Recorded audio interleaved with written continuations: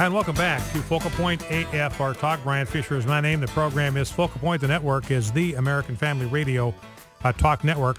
You know, one of the points that I have frequently made on this program, and I will continue to make it because it is simply true, and that is this, that we as a nation, as a culture, we are going to be forced to choose between homosexuality and freedom because we cannot have both. We are going to have to choose between the homosexual agenda and the First Amendment because we cannot have both the homosexual agenda and freedom of religion, freedom of conscience, freedom of speech, or freedom of assembly. And one of the circumstances that illustrates this is something that's happened to a good friend of this program, good friend of mine, Dr. Scott Lively.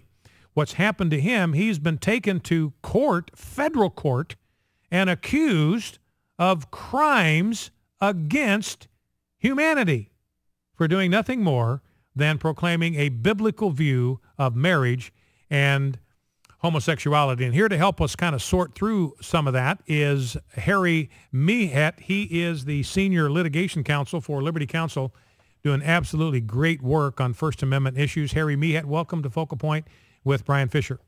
Thank you, Brian, for having me with you this afternoon. Well, it's great to have you here. And Harry, start by talking to us about how in the world did Scott Lively, and you defended him, you're representing him, you argued this case yesterday in federal court. How in the world did Scott Lively, I mean, I know Scott, he's a gentle soul, has never said, he doesn't have a mean bone in his body, has never said or done anything hateful, I would submit, probably in his entire life. How did he wind up in a federal court in the United States of America charged with crimes against humanity? How did this happen? That is an excellent question, and the result really is mind-boggling. Scott was in Uganda in 2002 and 2009, 7 years apart. And during those visits, he lectured on the subjects of pornography, homosexuality, and homosexual conduct, doing nothing more than to share his own personal views derived from the Bible on these subjects and on Uganda's laws on these subjects, which incidentally already criminalized homosexuality for decades before Scott was even born. Somehow, now it is alleged by this foreign organization that calls itself SMUG, Sexual Minorities Uganda, a very apt acronym, I think. They are alleging that he is now the mastermind between the mastermind of the laws criminalizing homosexuality in Uganda, the laws that were on the books for decades before Scott Lively was born. And the reason that he is this mastermind is because he spoke in ways that were critical of homosexual conduct in 2002 and 2009, and he shared critical views to those who were in the government, and now he is guilty for crimes against humanity. Now, one of the things I'm talking here with Harry Mihet, who's the senior litigation counsel for Liberty Counsel, representing Scott Lively in court, federal court. And it seems, Harry, that what we've got here is, as far as the left is concerned, truth is now hate speech. The Bible is now hate speech in their worldview. Am I overstating the case? No, I think that's absolutely right. And here's the here's what makes this case so breathtaking. SMUG is represented by this Center for Constitutional Rights. That's a euphemism if I've ever heard of one. Funded by George Soros. And they are at least paying lip service to the First Amendment. And they say, well, you may have the right to believe certain things, and you may even have the right to say certain things so long as no one is listening to you. Once you say things critical of homosexuality in the public square at a place where people in government or power may hear you and may try to base legislation on what you're saying, that is a crime against humanity, and we will sue you for everything that you've got. Now, if that theory of liability were to somehow succeed, that the First Amendment only protects personal belief and maybe some speech so long as it's not consequential, then what they have done is overnight turn into war criminals every single person that stood up for Proposition 8 in California, every single person that fights to defeat ENDA, the Employment Non-Discrimination Act, every single person that has fought for a constitutional amendment in the 30-plus states that have passed them restricting marriage to a man-woman natural organic relationship. All of those people, millions of them, become war criminals, crimes against humanity overnight, and we better start building more jails because there's certainly not enough to hold them all. Well, that's the thing that's just so egregious about this, Harry, is that he's charged with crimes against humanity. That phrase, I mean, that's been in the vernacular since the late 1940s at least, and we've always reserved it for what the Nazis did to the Jews and other innocent human beings, sending them to gas chambers. The Nuremberg trials, they were charged for crimes against humanity, and now you have this group trying to lump social conservatives who simply believe that homosexuality should not be normalized. That's what we believe. We believe marriage ought to be reserved for one man and one woman, and what you're pointing out is if this case gets any traction, we are going to be classified in the same category, placed in the same cell with Nazi war criminals. That's right. They define persecution. That's the crime against humanity of persecution is what they have brought against Scott Lively. And they define persecution as the denial of fundamental rights to someone based on their identity. Well, denial of marriage, California courts have said it's a fundamental right for homosexuals to marry.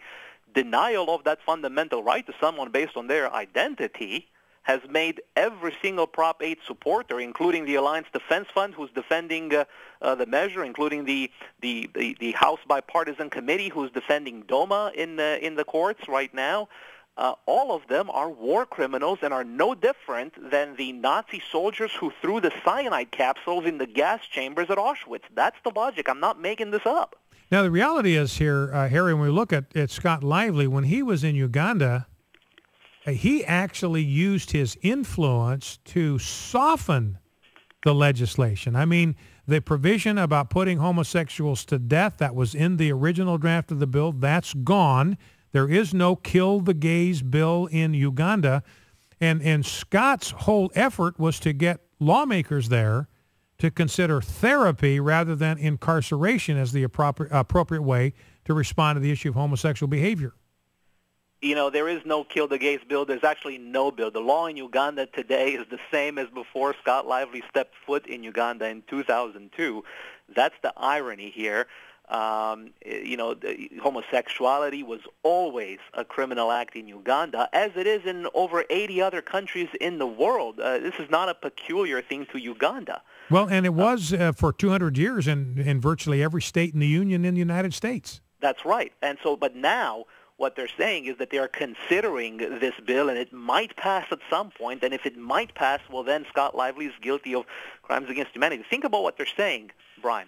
They're saying that a white Westerner has somehow been able to co-opt and to overpower an entire legislature of a sovereign and independent nation, several hundred African legislatures. He's been able to overpower them single-handedly and to puppeteer them into doing what he has planned and what he has masterminded. That's the claim that they're advancing.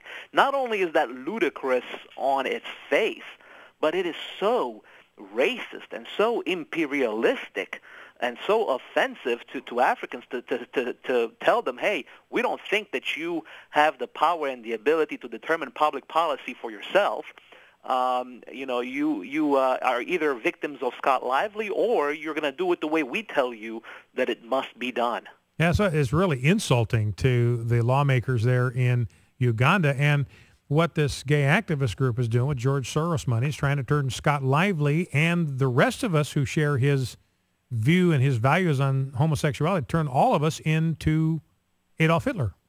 That's right. And, I believe that they know that this lawsuit isn't going anywhere. They've gone on record in the media as saying that the point here is to drive up the cost of exercising First Amendment rights or proclaiming homophobia is what they call it.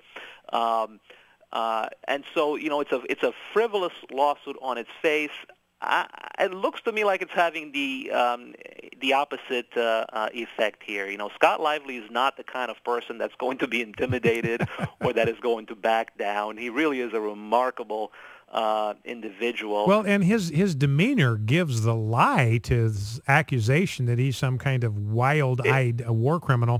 And there's not one violent bone in Scott Lively's body. And yesterday, being on the courthouse steps there, watching his demeanor while others were saying all sorts of vile and mean things towards him. He's gotten death threats. He's gotten not so kind invitations to get out of town. The only hatred and intolerance and conspiracy here comes from the very people who are pointing the finger at Scott Lively. And I understand, Harry, looking at the story in the Associated Press, that the judge, his name is Michael Ponsor, I'm not sure how to say his name, but he said, as I look at the complaint, I'm frankly struggling to see what the actionable behavior is here. So that would go to your contention that this case is not liable to get any real traction. 10 seconds.